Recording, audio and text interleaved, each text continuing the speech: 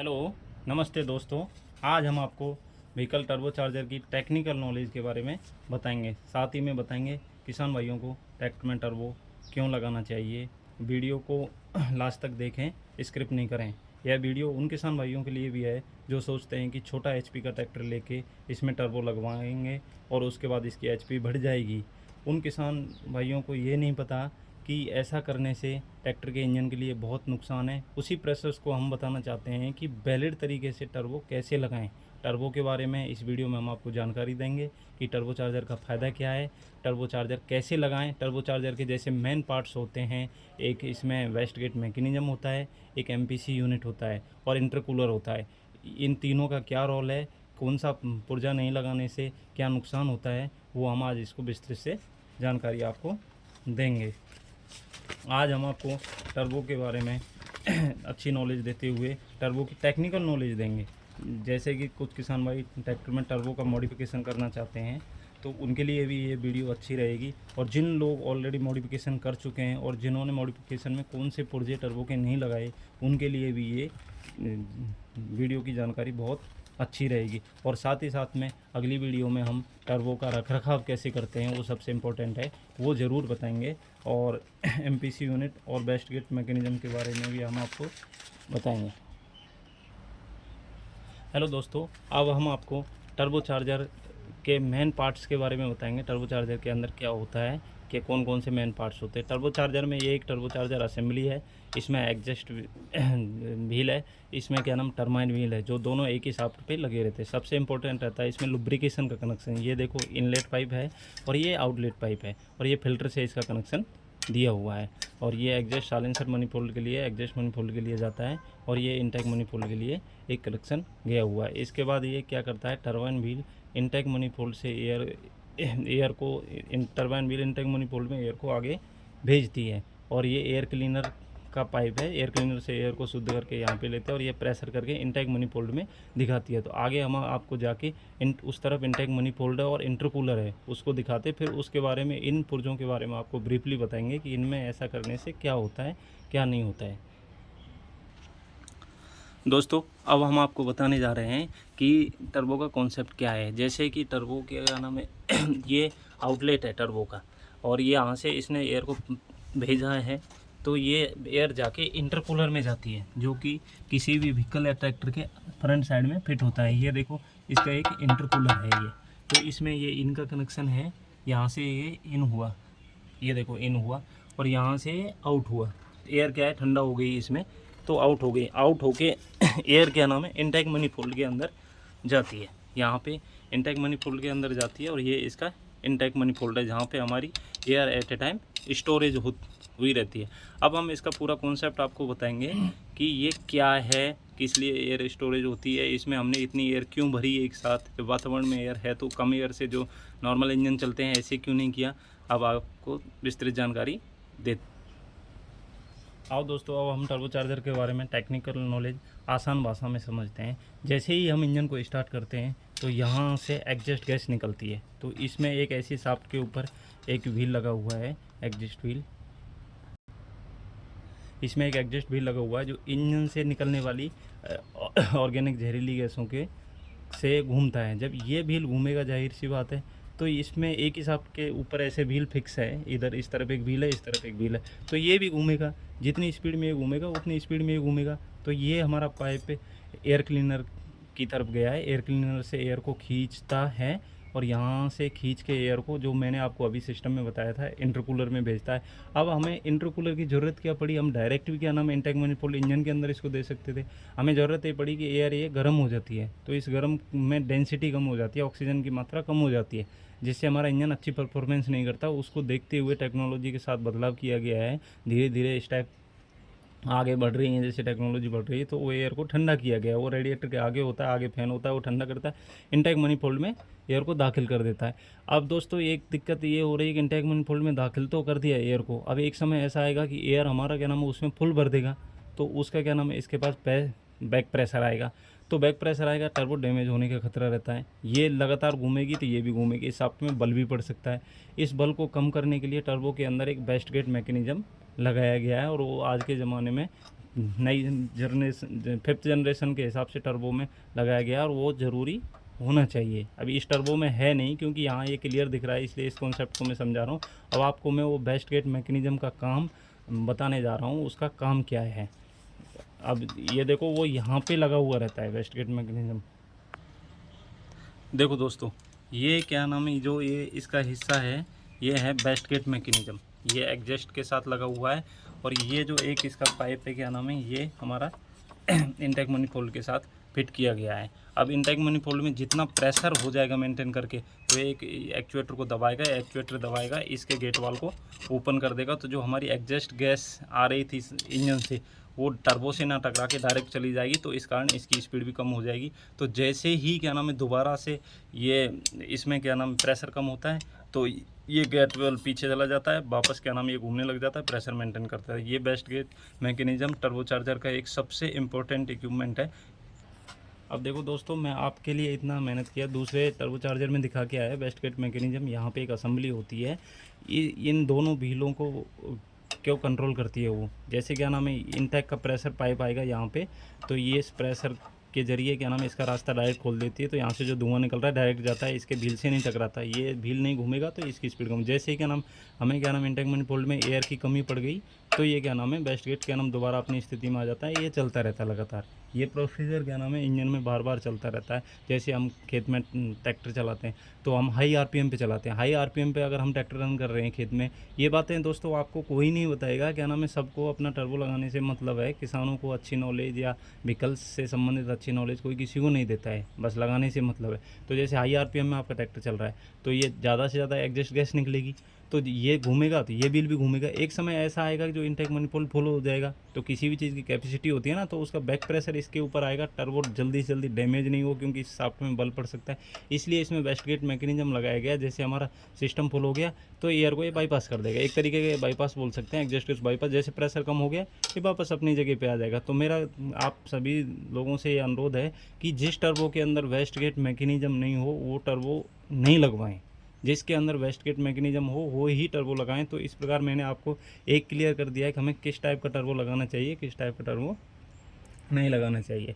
अब दूसरा मैं कॉन्सेप्ट आपको समझाना चाहता हूँ कि भाई हम टर्बो क्यों लगा रहे हैं, हमें टर्बो से क्या है। टर्बो लगाने से सर हमें क्या है कि वॉल्यूमेट्रिक एफिशिएंसी बढ़ती है। अब आप बोलोगे वॉल्यूमेट्रिक एफिशिएंसी क्या है, आसान शब्दों में आसान भाषा में समझें कि वॉल्यूमेट्रिक एफिशिएंसी ये है कि हमने कोई बेल, जैसे हमारा पिस्टन जहाँ पे मूवमेंट करता है, तो पिस्टन जब नीचे की तरफ जाता है तो उसके अंदर नॉर्मल एयर से जितना वो सक्शन करता है, जितनी एयर आएगी उतनी एयर पे इंजन चलता है। जब हम टर्बो लगा देंगे तो उसके मुंह की तरफ इनटेक मनीफोल्ड में एयर का pressure at A time full रहेगा। जब पिस्टन में जितना एयर आना चाहिए टर्बो की वजह से, उसमें उससे कई गुना ज़्यादा एक्स्ट्रा एयर प्रेशर के जरिए अंदर घुस जाएगा। तो उससे हमारा फ्यूल अच्छा चलेगा और पॉल्यूशन कम होगा। मेनली टर्बो चार्जर को आज की जनरेशन में पॉल्यूशन के लिए लगाया गया है। BS4 या BS6 व्हीकल्स में बिना टर्बो चार्जर के कोई भी व्हीकल पास नहीं किया गया। आज अभी इस समय में तो टर्बो चार्जर पेट्रोल गाड़ियों में भी लगाया जाने लग गया है। पेट्रोल गाड़ियों के साथ टर्बो चार्जर आता है, CNG कार में भी टर्बो चार्जर आता है, और बड़े ट्रक बसों में, इनमें सब में टर्बो चार्जर आता है। पर जो छोटे ट्रैक्टर हैं क्या नाम है, उनमें टर्बो चार्जर इसलिए नहीं आता। किसानों के लिए सरकार ने थोड़ी छूट दे रखी है कि 55 HP से नीचे के ट्रैक्टरों में बिना टर्बो के आप बना सकते हो। यदि 50 HP से ऊपर बनाओगे तो उसमें EGR भी लगाना है आपको और टर्बो भी लगाना है, ये कंपलसरी है। इसलिए सारी कंपनियां क्या नाम है छोटा ट्रैक्टर क्या नाम है बिना टर्बो के लॉन्च करती हैं। तो टर्बो का मेंटेनेंस रख रखाव भी है, ये बात सही है। ज़्यादा धूल मिट्टी में जो ट्रैक्टर चलते हैं वहाँ पे मेंटेनेंस करना पड़ेगा हमें टर्बो का बार बार। ये एयर क्लीनर को बार बार साफ़ करना पड़ेगा, ये चेंज करना पड़ेगा, इसलिए कॉस्टली होता है। इसलिए कुछ लोगों का ये सवाल होगा कि नहीं, टर्बो अगर इतना अच्छा है तो सभी ट्रैक्टरों में क्यों नहीं दे रहे। एक तो कॉस्ट बढ़ जाती है इसकी, दूसरा इसका मेंटेनेंस बढ़ जाता है। तो ये उन किसानों के लिए जिनके पास बड़े इक्विपमेंट हैं, बड़े ट्रैक्टर हैं, उनके लिए क्या नाम है हमें टर्बो लगाना अनिवार्य होता है, लगाना चाहिए, जिससे बैकअप टॉर्क भी बढ़ता है इससे, और पॉल्यूशन कंट्रोल होता है।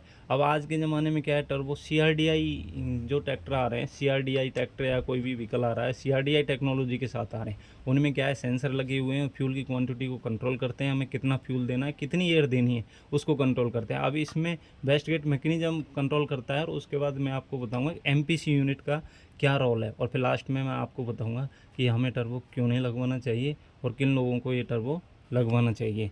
इस प्रकार में आप दोस्तों अब ये देखो एमपीसी यूनिट का टर्बो के अंदर क्या रोल है। जो भी किसान भाई टर्बो लगवाना चाहते हैं, अगर किसी व्हीकल में कोई एमपीसी यूनिट नहीं है तो टर्बो नहीं लगवाना, उसका ज़्यादा फायदा नहीं है और इंजन को जल्दी ख़त्म हो जाता है हमारा इंजन। इसलिए ही या तो ट्रैक्टर जिसमें टर्बो कंपनी फिटेड आए वही लगवाएं तो इस चीज़ का ज़रूर ध्यान रखें। ये होता है एमपीसी यूनिट, इसको बोलते हैं एमपीसी यूनिट।